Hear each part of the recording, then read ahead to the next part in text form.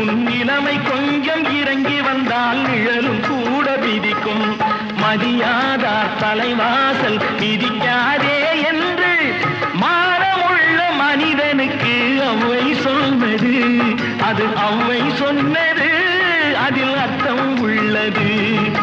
பரமசிவன் கழுத்தில் இருந்து பாம்பு கேட்டது, கருடா சௌக்கியமா? யாரும் இருக்கும் இடத்தில்